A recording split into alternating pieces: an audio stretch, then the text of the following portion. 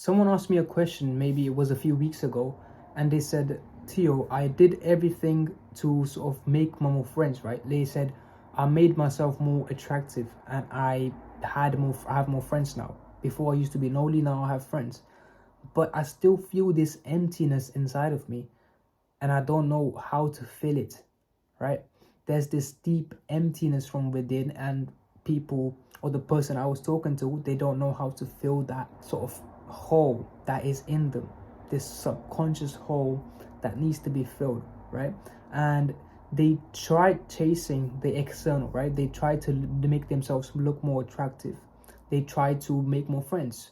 Now, I'm not saying that these are bad things, but hear me out for a second, right? True growth comes from within, right? True growth comes from within. What do I mean by this? What I mean by this is that true growth doesn't come from the achievement of external things, right? True growth doesn't come from me having a good body, me having good clothes, me smelling nice, me making money, me having a big house, me having a great family. That is what people externally see as a growth, and then they validate you on that growth, right? Oh, that's sick, very nice, man.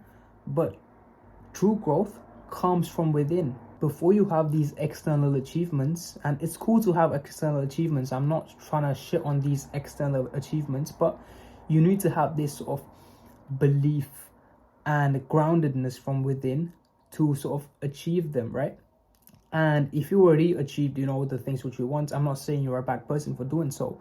I'm just saying that the growth which you need to have, it doesn't come from the outside. So if we keep looking outside for something to validate us, we are giving them the power, right? We're giving them our power, and hold this for me, yeah, and tell me how great I am, right? When you externalize your power, what basically happens is that you depend on it, right? You start to depend on it. And when you depend on it and you don't get it, you start seeing yourself as lesser than, right? Because here's what I've realized. When you take away all your labels, your name, the way you see yourself, your ego, if you take away everything, you are just like a blank hardware and you have no programs on it. And that blank hardware is the expression of your essence, right? And it's neither good nor bad, but the state of joy which it has, we've never sort of experienced it before, because the reason why we are unhappy and stressed out is not because we are default, like we were not like that. We actually, our default state of operation is like joy and happiness. But the reason why we are like anxious and sad and depressed is because of the social constructs that we've created and the standards we've pushed so high. So if I don't have this, that means I don't deserve happiness, right? We don't say that to ourselves. We have that subconsciously, right? We have some sort of a level bar. If we don't get to that level, we don't achieve to be just happy right now. If we don't get a partner, I don't deserve to be happy right now. If I don't get the amount of money by this month or this day or this time, I don't deserve to be happy right now. If I don't get this job, I don't deserve to be happy.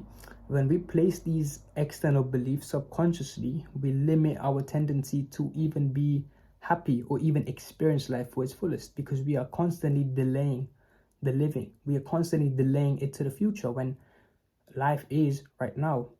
Everything exists right now. You've never been in the past, or you've never been in the future. The past has already happened. You can't really go back. Time travel, you can't really do that. Even future, maybe you can, what I mean?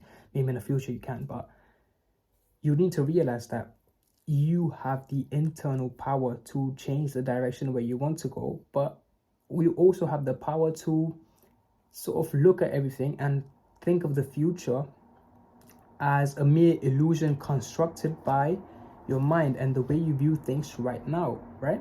And so getting back to that same question, when you make yourself more attractive and when you have more friends, that's not a bad thing. I'm not shitting on that. What I mean to say is that if you keep chasing and if you keep looking outside and if you keep pursuing things, if you become more materialistic, if you still chase the money and the cars and whatever you want, right? Whatever materialistic things you want, if you constantly keep chasing them, even if you get them, it's still the same you on the inside. You don't change. even if you get that thing, you're still the same you. If you try to fix that emptiness within you, you can't really change it by achieving something externally, because it's more of a spiritual hole that you're feeling rather than something which needs to be filled with desires. Because when you get a desire, this quote is from the Almanac of Naval Ravikant, and he said that a desire is a contract to be unhappy until you get that thing. So until, you know how I said before, unless I'm happy, or unless I get my partner, I will be unhappy, right? That is basically desire. But what you can do right now is, instead of looking for the future and what's gonna happen, take a few deep breaths, right? I'm literally saying this to you right now. I know this is a kind of like repetitive advice, but trust me, it works. I even did this before I recorded this video, because I was feeling so overwhelmed with so many words I had, and how do I put them, and you know what I'm saying? I just relaxed myself, and now able to speak much more clearly, and I'm able to express my ideas how I want to express them, right? Take some deep breaths and basically get grounded within the now, because there is nothing real and of essence that you can experience which is not right now. Now, I know this present moment can be tough. It may be nice, it may be tough. This is just the pendulum that you're swinging on. It can be good, it can be bad, but you need to ultimately realize that the pendulum is swinging, but you're still here, right? You can be good or bad. Now, I'm not saying you need to change the way you feel. You basically got to understand that there is going to be good times, there is going to be bad times, but you are still the same you. So it doesn't change anything, right? When you are chasing external things, I want you to remember that that external thing will not fulfill what the void that you feel inside, right?